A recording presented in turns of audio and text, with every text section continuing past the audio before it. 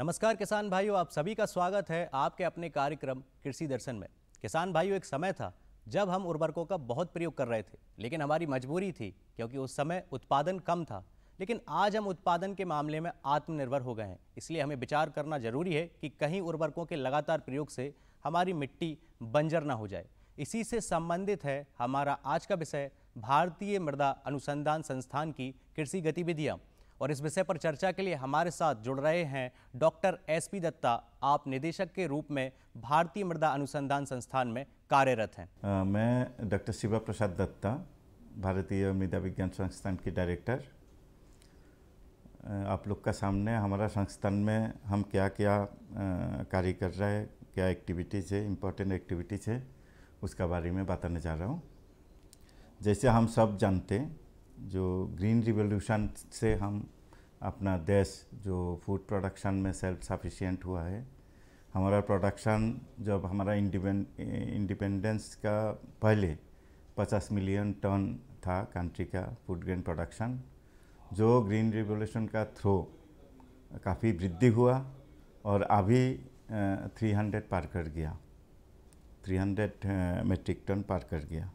लेकिन बाद में हमने ये भी देखा, जो ग्रीन रिवॉल्यूशन टेक्नोलॉजी का मिसयूज़ और इम्बैलेंस फर्टिलाइज़र एप्लीकेशन से और बाकी एग्रीकल्चर केमिकल का यूज़ से जो हमारा मिट्टी के स्वास्थ्य में डिटोरिएशन आ रहा है, तो इस डिटोरिएशन को रोकने के लिए 1988 में भारतीय मृदा विज्ञान संस्थान की स्थापना किया गया। और इसमें हमारा जो मैंडेट है इंस्टीट्यूट का, मेनली हम बेसिक और स्ट्रेटेजिक रिसर्च करते सॉइल प्रॉपर्टी पे और सॉइल प्रोसेस पे, ताकि हम मिट्टी का स्वास्थ्य को इम्प्रूव कर सकें। और इसके अलावा हम जो सॉयल हेल्थ मेंटेनेंस से रिलेटेड टेक्नोलॉजी का भी इजाद करते समय से टाइम टू टाइम। और थर्ड मैंडेट जो है, हम स्टेट एग्रीकल्चर यूनिवर्सिटी, नेशनल और इंटरनेशनल ऑर्गेनाइजेशन के साथ नेटवर्क करते और नेटवर्क में हम रिसर्च करते कोलैबोरेशन में। तो मिट्टी का स्वास्थ्य का इम्प्रूवमेंट अगर करना है, सबसे पहला काम है उसका क्या स्टेटस है, अभी स्वास्थ्य कैसे हो वो जानना, जिसको हम सॉइल टेस्ट बोलते हैं। तो सॉइल टेस्ट करने के लिए हमने जो सॉइल टेस्टिंग किट का डेवलप किया है, उसमें हमारा क्वांटिटेटिव सॉइल टेस्ट किट है, जो मृदा परीक्षक के नाम पे जाना जाता है। और इसके अलावा क्वालिटेटिव टेस्ट के लिए भी हमारा किट है। और मोर इम्पोर्टेंटली हमारे पास जो सॉइल का बायोलॉजिकल हेल्थ, जो सबसे इम्पोर्टेंट है, क्योंकि सॉइल जड़ नहीं है, सॉइल में भी जान है। तो जान का स्टेटस कैसे है, किस अवस्था में है, उसको भी जांच करने के लिए हमने सॉइल बायोलॉजिकल किट का इजाद किया है। और सॉइल टेस्ट जानने का बाद स्टेटस डाटा हमने डाटा जनरेट किया, बड़ी ह्यूज अमाउंट डाटा जनरेट किया न्यूट्रिएंट स्टेटस पे। उसका बेस पर हमने मेजर न्यूट्रिएंट के लिए GIS based soil fertility map निकाला, जिसमें हमने करीबन 173 डिस्ट्रिक्ट कवर किया है। और माइक्रोन्यूट्रिएंट के लिए 640 डिस्ट्रिक्ट कवर करके माइक्रोन्यूट्रिएंट का क्लास बनाया।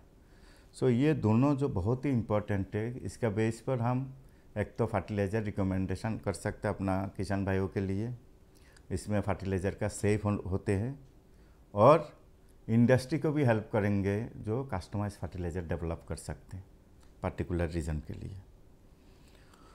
और इसके अलावा हम जो जैसे ये मध्य प्रदेश है, ये सोयाबीन स्टेट का नाम पे जाना जाता है, तो सोयाबीन व्हीट क्रॉपिंग सिस्टम के लिए हमने काफ़ी डिटेल स्टडी किया और इसमें इंटीग्रेटेड न्यूट्रिएंट मैनेजमेंट का पैकेज निकाला, जो पूरा प्रदेश में फॉलो होता है और इसका बाहर भी दूसरा प्रदेश में भी ये फॉलो होता है।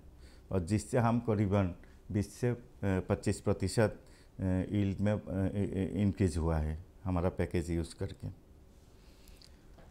और एक चीज़ हम बताना चाहता हूँ, जो मिट्टी का जो सोल है, जो आत्माएं है, वो ऑर्गेनिक मैटर है, वो जैविक कार्बन है। तो जैविक कार्बन के इसको कैसे बढ़ाया जाए मिट्टी में, इसमें भी हम काम कर रहे हैं।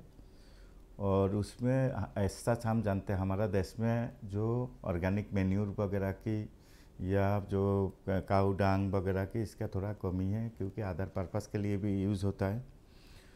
तो हमने इसमें और क्रॉप रेसिड्यू और वेजिटेबल वेस्ट, इसको जल्दी पचाने के लिए हमने जो ये जो माइक्रोबियल कंसोर्शियम डेवलप किया है, और जिससे क्रॉप रेसिड्यू और वेजिटेबल वेस्ट और अदर ऑर्गेनिक वेस्ट अच्छा से इस्तेमाल कर सकते हैं। इसके अलावा म्यूनिसिपल वेस्ट को कैसे यूज़ किया जाए, उससे कैसे हम उसका जो टॉक्सिक एलिमेंट और जो अनवांटेड एलिमेंट उसको निकालने की विधि क्या है, उसमें भी हम काम कर रहे हैं। लेकिन ये कंपोस्ट हम जानते हैं न्यूट्रिएंट कंटेंट कंपोस्ट में थोड़ा कम रहता है फर्टिलाइज़र का तुलना में, केमिकल फर्टिलाइज़र का तुलना में। तो इसीलिए हम एनरिच कंपोस्ट बनाया, जिसमें फॉस्फो नाइट्रो कंपोस्ट का नाम पे जाना जाता है, जिसमें हम रॉक फॉस्फेट, पाइराइट और माइका ये सब हम यूज़ करते हैं। तो ये बहुत कारीगर है क्योंकि इसमें पोटाशियम से भी हम एनरिच किया माइका से। और हम जानते जैसे हमारा कंट्री में पोटाशियम फर्टिलाइज़र हम नहीं बनाते, हम टोटली डिपेंडेंट है इंपोर्ट पर। तो ये बहुत अच्छा है हमारा फॉस्फो नाइट्रो जिप्सम कंपोस्ट। और इसके अलावा जो फॉस्फेटिक फर्टिलाइज़र, ये बहुत ही कॉस्टली इनपुट है। तो लेकिन इसका 20% केवल यूज़ होता है, क्रॉप डायरेक्टली 20% यूज़ करता है मैक्सिमम, और 80% मिट्टी में रह जाता है। तो हमने कोशिश किया जो एक्यूमुलेटेड सॉइल फास्फोरस को कैसे हम इस्तेमाल कर पाए। तो इसके लिए हम माइक्रोबियल कंसोर्शियम से भी ट्राई किया उसका सोल्यूबलाइज करें, और हम स्किपिंग भी किया, जैसे एक सीज़न में हम डालें और एक सीज़न में हम ना डालें। तो उससे भी ये जो फॉस्फेटिक फर्टिलाइज़र का 50% तक बचत होता है। और इसके अलावा हम जैसे रॉक फॉस्फेट है, रॉक फॉस्फेट का सोल्यूबिलिटी बहुत कम है, तो उसको बढ़ाने के लिए हमने नैनो रॉक फॉस्फेट बना रहा है, और जिसमें इसके यूज़ एफिशिएंसी बढ़ रहा है। और हम ये सोचते कि जैसे लो ग्रेड रॉक फॉस्फेट हमारा कंट्री में अवेलेबल है, उससे हम फॉस्फेटिक फर्टिलाइज़र बना नहीं सकते, लेकिन हम ये नैनो रॉक फॉस्फेट बना के नैनो साइज़ में ला के इसको यूज़ कर सकते हैं। तो ये एक अच्छा इम्पोर्टेंट एरिया है। इसके अलावा हम माइक्रोन्यूट्रिएंट का ज़्यादातर सॉइल में कमी नहीं है, उसका घुलनशीलता प्रॉब्लम है, वो सोल्यूबिलिटी कम होता है। इसीलिए हम जो माइक्रोबियल कंसोर्शिया यूज़ करके माइक्रोन्यूट्रिएंट का सोल्यूबिलिटी, घुलनशीलता हम सॉइल में इंक्रीज़ कर सकते हैं। तो इससे भी हमारा जो केमिकल जो कन्वेंशनल माइक्रोन्यूट्रिएंट फर्टिलाइज़र हम यूज़ करते उसमें कमी आएगा। और अभी तक हम जो कन्वेंशनल एग्रीकल्चर में ज़्यादातर हमारा एक्सपेरिमेंट्स ऑफ इंडिया में, केवल हमारा संस्थान में नहीं, बाकी संस्थान में भी कन्वेंशनल एग्रीकल्चर में हम काम कर रहे हैं। लेकिन अभी हम कंजर्वेशन एग्रीकल्चर की तरफ ध्यान दिया है, और उसमें काफ़ी हम गहराई सब एस्पेक्ट को लेके, सॉइल, बायोलॉजिकल, फिजिकल, केमिकल सब प्रॉपर्टी लेके हम अभी इसका अध्ययन कर रहे हैं। और उससे हमको इसका लीड मिला है, जो न्यूट्रिएंट यूज़ एफिशिएंसी हम 5 से 10% बढ़ा सकते हैं अंदर conservation agriculture. Water use efficiency 15 से 20% हम बढ़ा सकते हैं, और एनर्जी यूज़ एफिशिएंसी हमने 60% तक बढ़ा सकते हैं। तो इसीलिए ये जो कंजर्वेशन एग्रीकल्चर, ये एक दिन पे दिन एक बहुत ही महत्वपूर्ण एक इसका जो कल्टीवेशन की मेथड जो है वो बनते जा रहा है। इसके अलावा भी हम जो हमारा गवर्नमेंट की जो भी इम्पोर्टेंट स्कीम है, जो किसान भाइयों का बेनिफिट के लिए बनाया गया है, सभी स्कीम में हम लोग पूरा बढ़ चढ़ के हिस्सा ले रहे हैं और उसमें काम कर रहे हैं। जैसे मेरा गांव मेरा गौरव है, भारतीय स्वच्छता मिशन है, फिर हमारा जो ऑर्गेनिक फार्मिंग है, नेचुरल फार्मिंग है, इसमें हम बेसिक डाटा जनरेट कर रहे हैं और बेसिक प्रोसेस को हम स्टडी कर रहे हैं। किसान भाइयों कहीं मत जाइएगा, जुड़े रहिए हमारे साथ। फिलहाल वक्त हो गया एक ब्रेक का, जल्द हाजिर होते हैं। अरे सुन तो। मुझे क्या सुनाना चाहते हो? जो सुनाओ मेरी सौतन को। किसको? अरे वही तुम्हारा मोबाइल फोन जिससे सुबह शाम दिन रात चिपके रहते थे और कहते थे किसान कॉल सेंटर से बातें हो रही हैं। अच्छा ये बात है। हाँ, क्यों, क्या हुआ, अब बात नहीं होती क्या? अब तो झट से बात हो जाती है। संबंधी समस्याओं का अपनी भाषा में तुरंत हल पाने के लिए पूरे भारत में किसी भी फोन से हेल्पलाइन नंबर पर संपर्क करें। किसानों का दोस्त किसान कॉल सेंटर।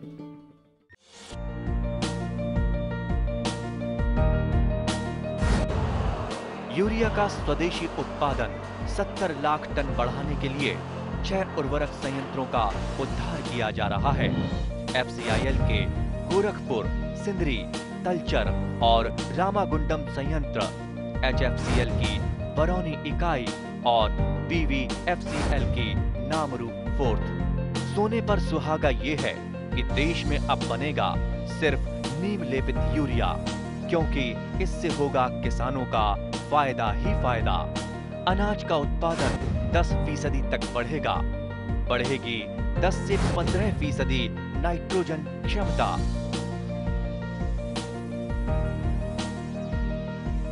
नमस्कार किसान भाइयों, आप सभी का स्वागत है आपके अपने कार्यक्रम कृषि दर्शन में।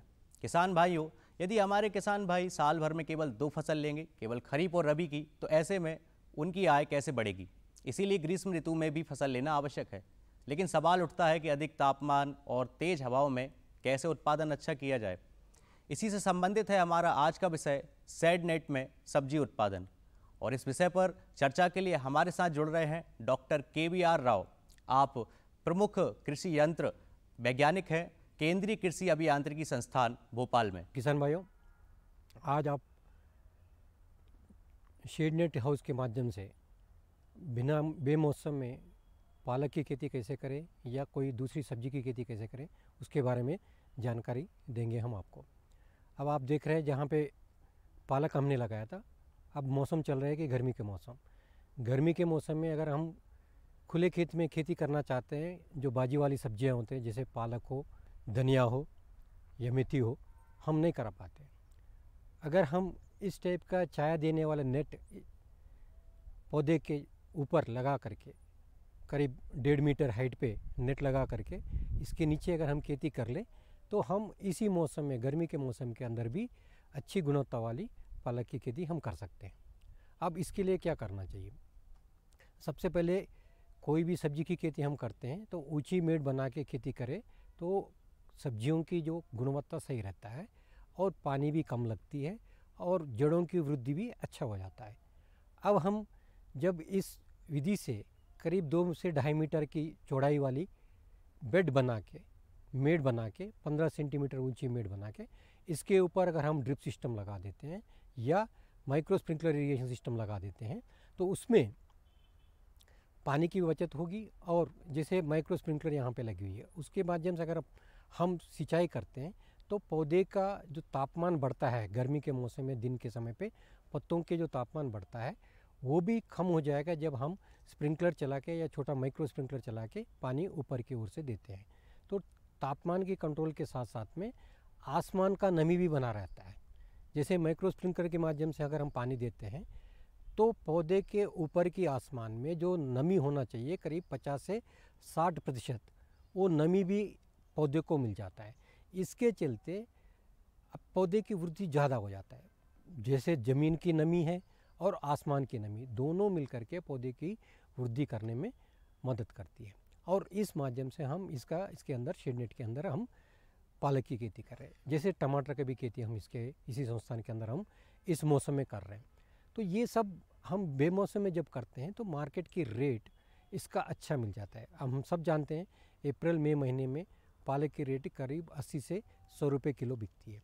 और इसको करने के लिए हमारे पास विकल्प जब है तो विकल्प को लेकर के छोटी जगह पे हम इस टाइप का जो अपने पास उपलब्ध है, चाहे बाँस हो चाहे मेटल की रॉड हो, ले करके करीब 1.5-2 मीटर हाइट तक का ऊंची बना दिए। उसके ऊपर से मार्केट में जो नेट उपलब्ध होती है उसको खरीद के हम लगा सकते हैं। जहाँ तक मार्केट की नेट की बात होती है, वहाँ हरे कलर की भी नेट मिलेगा, काले कलर की भी नेट मिलेगा या सफ़ेद कलर की भी नेट मिलेगा। तो हर कलर का नेट जो फसल हम चुनते हैं उसके ऊपर निर्भर करता है। जैसे बाजियों का जो उत्पादन हम लेना चाहते हैं, जैसे पालक का हो, धनिया का हो, मेथी का हो, तो हरे कलर के नेट हाउस के अंदर हम खेती कर सकते हैं, उसमें कोई ज़्यादा नुकसान नहीं होती है। सपोज़ हम टमाटर की खेती करना चाहते हैं, उसमें अगर आपका लाल कलर का मिले तो बहुत अच्छा है, नहीं मिल पाता है तो काले कलर के नेट हाउस के अंदर अगर टमाटर की खेती करें तो अच्छे उत्पादन हरे कलर की तुलना में मिल जाएगा। तो जो पौधा हम उगाते हैं उसके ऊपर भी कौन सी कलर के नेट हमें लेना है वो निर्भर करता है। जहाँ तक नेट की जो मार्केट की रेट की बात करें तो ये जो नेट खुले मार्केट में जो आपको मिलता है 25 रुपये से लेकर के 30 रुपये प्रति वर्ग मीटर का। जितने एरिया में हम सब्जी उगाना चाह रहे हैं उतने एरिया कवर कर लीजिए, उतना जो पर स्क्वायर मीटर इतना एरिया ज़रूरत पड़ती है उतना निकाल दीजिए और उतना नेट खरीद करके उसके ऊपर लगा दीजिए। और जब हम नेट लगाते हैं तो एक ध्यान हम लोगों को इस मध्य प्रदेश के जो किसानों को ध्यान देने की ज़रूरत है, जो दक्षिण की ओर से सूरज की किरणें रोशनी को ज़्यादा तीव्रता के साथ आ जाता है, तो दक्षिण की डायरेक्शन से जो सूरज की किरणें आ रहे हैं उसको रोकने के लिए ज़रूरत पड़े तो नेट को डबल कर दीजिए, एक नेट के ऊपर दूसरा भी नेट डाल दीजिए, जिससे पौधे के ऊपर रोशनी इतना ज़्यादा नहीं आएगा।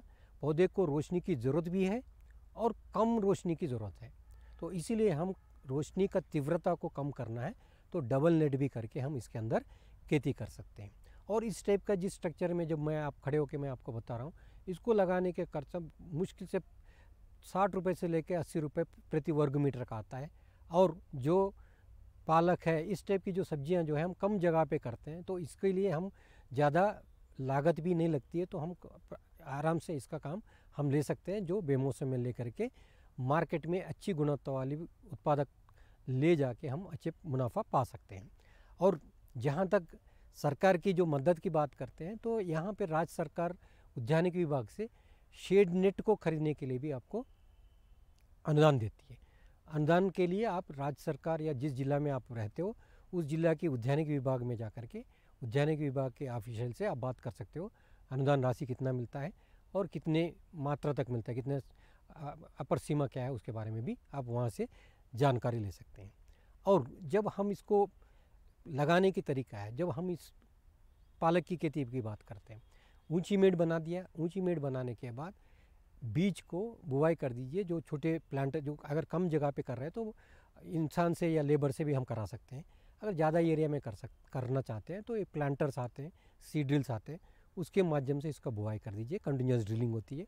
उसके बाद जिस दिन बुआई होती है उसके बाद अगले उसी दिन शाम को सिंचाई कर दीजिए। सिंचाई करने के लिए सबसे बेस्ट तरीका होता है आपका माइक्रो इरिगेशन सिस्टम, चाहे वो छोटी स्प्रिंकलर इरिगेशन हो चाहे ड्रिप इरिगेशन। इससे सिंचाई देते रहिए।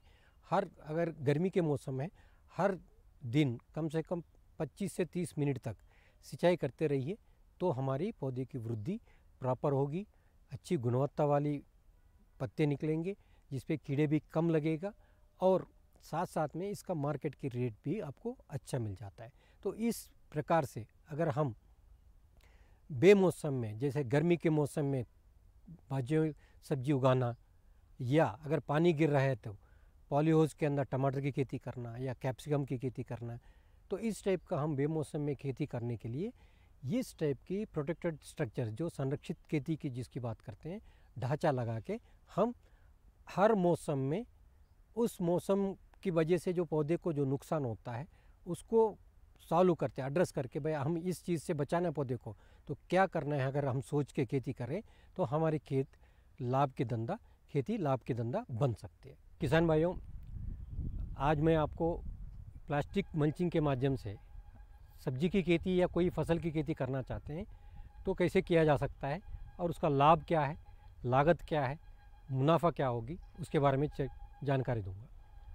आप देखेंगे जहाँ पे भी आप खेतों में देखते होंगे प्लास्टिक पन्नी बिछा के कुछ किसान भाई ऑलरेडी खेती करने लगे हैं। उसका सबसे बड़ा लाभ क्या है, जहाँ पे भी हम प्लास्टिक पन्नी बिछा के खेती करते हैं तो वहाँ पे आप देखे होंगे ऊंची मेड़ बना के ऊंची मेड़ के ऊपर पन्नी बिछा के जो पौधे हमें लगाना है वो लगा के पन्नी के नीचे ड्रिप इरिगेशन सिस्टम लगवा के बूंद बूंद पानी पौधे को दिया जाता है। अब नॉर्मली अगर हम ड्रिप इरिगेशन से या बूंद बूंद सिंचाई से पानी देते हैं तो पानी की बचत तो होता ही है, मगर वो पानी थोड़ा बहुत उड़ने की संभावना है और जहाँ खुले खेत में पानी बूंद बूंद देते हो तो जहाँ पानी मिलेगा और सूरज की रोशनी मिलेगी तो खरपतवार आने की संभावना ज़्यादा होता है। जब हम प्लास्टिक की पन्नी बिछा के उसके खेती हम उसके ऊपर पौधे लगा के हम खेती करते हैं तो नीचे जितने भी खरपतवार दबे हुए हैं वो उग नहीं पाएंगे, तो खरपतवार से हमारी पौधा कंपटीशन से बच जाएगी और पानी भी उड़ेगा नहीं, तो पानी का भी बचत होगा। अभी आपने देखा होगा जिस बेड के ऊपर पन्नी बिछा है, जिस बेड के ऊपर पन्नी नहीं लगी हुई है, दोनों की फसल की वृद्धि में ज़मीन आसमान का फ़र्क है। ये क्यों है? ये इसीलिए कि आप इस फसल में खरपतवार कितने आए हुए हैं देखिए, और इस साइड फसल में आप देखिए खरपतवार ना के बराबर है। और साथ साथ में इधर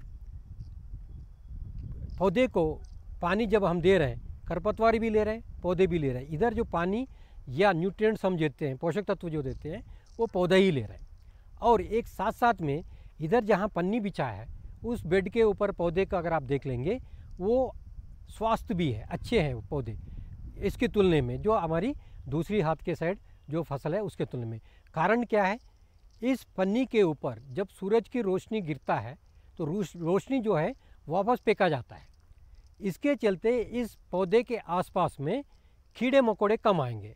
जैसे आप देखे होंगे सफ़ेद मक्खी, रस चूसने वाले बहुत सारे कीड़े मकोड़े आकर के पौधे को ख़राब कर देते हैं। अब जहाँ पन्नी बिछा के हम खेती कर रहे हैं वहाँ पे सूरज की रोशनी पन्नी के ऊपर गिर के वापस आसमान की ओर जो जा रहा है, ये कीड़े मकोड़े के लिए, उसके आंख के लिए इरिटेट कर देती है, जो पास आने के लिए मना कर देती है। इसके चलते कीड़े मकोड़े भी इस पौधे के ऊपर कम लगता है। और साथ साथ में जब हम पौधे को पानी और पोषक तत्व एक साथ में दे देते हैं तो उसका जो लेने की क्षमता, जड़ अच्छे से विकसित होने से, जिस पौधे पन्नी के माध्यम से हम खेती कर रहे हैं वहाँ जड़ अच्छे से वृद्धि होगी, तो उसके चलते ज़्यादा से ज़्यादा पोषक तत्व कम समय में पौधा ले लेगा और अपनी डेवलपमेंट में, अपना वृद्धि में उसका उपयोग कर लेती है। और जो खुले खेत में जब हम खेती करते हैं तो वो अपने पौधे जो पोषक तत्व या नमी हमने दी है उसको लेने के बहुत मेहनत करना पड़ता है, क्योंकि उसके साथ खरपतवार भी ये जो नमी और पोषक तत्व के कंपटीशन में रहता है, इसके चलते पौधा उतना नहीं ले पाता है। तो ये सारी एडवांटेज प्लास्टिक मल्च लगा के हम खेती करने में मिल जाता है। अब जहाँ तक कास्ट की बात है, कितने खर्चे में हम 1 एकड़ में पन्नी बिछाना है तो कितना खर्चा आ जाता है। अब देखिए ये आजकल, एक ज़माने में हमारे मध्य प्रदेश में ये पन्नी हमें नहीं मिलती थी, हम गुजरात से या महाराष्ट्र से खरीदते थे। उस समय पे इसका कास्ट बहुत ज़्यादा था। अब आज के समय पे मध्य प्रदेश में, इंदौर में भी, भोपाल में भी ये प्लास्टिक का पन्नी बनने लगी है। और ये आपको 1 एकड़ में करीब 6 रोल की ज़रूरत पड़ेगी। एक रोल 400 मीटर की लंबाई में आता है, 1.2 चौड़ाई में आ जाता है, 1.2 मीटर चौड़ाई में आ जाता है। तो अगर 1 एकड़ में हम इसको लगाना चाहते हैं, करीब आपको 6 रोल की ज़रूरत पड़ती है। एक रोल 2000 से लेके 2400 रुपये तक का खर्चा आता है एक रोल का। करीब आप मान के चलिए 12000 से लेके 15000 रुपये प्रति एकड़ का खर्चा आता है जो पन्नी के ऊपर। अब ये एक बार आपने लगा दिए हैं तो आप अच्छी गुणवत्ता वाली पन्नी अगर आप ले लें, जिसको हम वर्जिन पन्नी बोलते हैं, तो वर्जिन पन्नी है या नहीं है, गुणवत्ता कैसे पता चलेगा? जब भी हम पन्नी खरीदने के लिए जाते हैं, पन्नी को ले लीजिए, एक छोटा टुकड़ा ले लीजिए और आसमान की ओर देख लीजिए, सूरज की ओर देख लीजिए। सूरज आपको चांद जैसा दिखता है तो पन्नी अच्छी है। तो इस तरीके से आप इसको पहचान सकते हैं। अगर आप कहो कि भाई शाम के समय पे का है, कैसे पहचान लें? तो आपके पास आजकल मोबाइल है, मोबाइल का टॉर्च चालू करिए, टॉर्च के सामने पन्नी रख दीजिए, देख लीजिए टॉर्च का लाइट भी आपको चंद्रमा की लाइट टाइप का, आपको चंद्रमा की लाइट टाइप का आपको दिखना चाहिए, तब वो पन्नी सही है। तो इस टाइप का 12 से 15,000 रुपये का अच्छी गुणवत्ता वाली अगर पन्नी हम लगा के, इस पन्नी के माध्यम से आप जो भी फसल का नाम सोच सकते हो, हर फसल इसके अंदर खेती कर सकते हैं। चाहे वो टमाटर हो, चाहे शिमला मिर्च हो, चाहे मिर्च हो, चाहे आपका चुकंदर हो, इवन आपकी जो पारंपरिक फसलें जैसे धान है, गेहूँ है, चना है और सोयाबीन है, इन सारी फसल भी हम जब पन्नी के माध्यम से खेती किए, अच्छे रिजल्ट हम पाए हैं इस संस्थान के अंदर। और हमारी जो यहाँ प्रयोग देख करके कुछ किसान, महाराष्ट्र का किसान धान की खेती में ऑलरेडी इसको अडॉप्ट किए हैं, कर रहे हैं उसको उसके अंदर। और गेहूं के किसान भी मध्य प्रदेश में कुछ जगह पे, सीहोर जिले में कुछ किसान 1-2 एकड़ में इसको ट्राई किए हैं। और ये लगाने के लिए अगर कम जगह पे हमको करना है तो लेबर के साथ लगवा सकते हो, अदरवाइज़ ट्रैक्टर चलित मिशन बहुत उपलब्ध है। मेड़ बनाने के लिए मिल जाता है, ड्रिप लाइन डालने के लिए मिल जाता है, पन्नी बिछाने के लिए मिल जाता है, छेद करने के लिए मिल जाता है, बुवाई के लिए मिल जाता है। बट ये सारी प्रक्रिया के साथ एक ही मिशन चलते हुए ये 5 ऑपरेशन करने वाला मिशन की जो विकसित जो है हमारे संस्थान के अंदर विकसित किया गया है, जिसके चलते हुए आप सारी 5 ऑपरेशन एक साथ कर सकते हैं। और आजकल मध्य प्रदेश सरकार की ओर से जो कस्टम हायरिंग सेंटर चल रहा है, वहाँ पे अगर इस मिशन की उपलब्धता है तो घंटों के हिसाब से हम इस मिशन को रेंट पे लेकर, किराए पे लेकर के हम 1 हेक्टेयर की रेज बेड के मल्चिंग के साथ अगर हम लगाना चाहते हैं, 1 हेक्टेयर में 5 घंटे की अवधि में आप 1 हेक्टेयर के अंदर पूरी बेड बनाने से लेकर के पौधे बीज लगाने तक का काम उस मिशन के माध्यम से हम कर सकते हैं। आगे आपको खरपतवार निकालने की कोई समस्या नहीं होगी, पानी ज़्यादा देने की ज़रूरत नहीं पड़ेगी, और जो भी पोषक तत्व आप देंगे उसका सदुपयोग पौधे ही लेगा और उसका वृद्धि भी प्रॉपर होगी। किसान भाइयों, आज हमने जाना कैसे हमें मिट्टी की जो उर्वरता है उसको बनाकर रखना है, रसायनों का प्रयोग कम करना है ताकि मिट्टी बंजर ना हो। इसके अलावा हमने जाना ग्रीष्म ऋतु में भी हम सेड नेट का प्रयोग करके कैसे अच्छा सब्जी उत्पादन कर सकते हैं, गुणवत्ता युक्त उत्पादन कर सकते हैं। किसान भाइयों, नए अंक में फिर मुलाकात होगी, तब तक के लिए मुझे दीजिए इजाज़त। नमस्कार।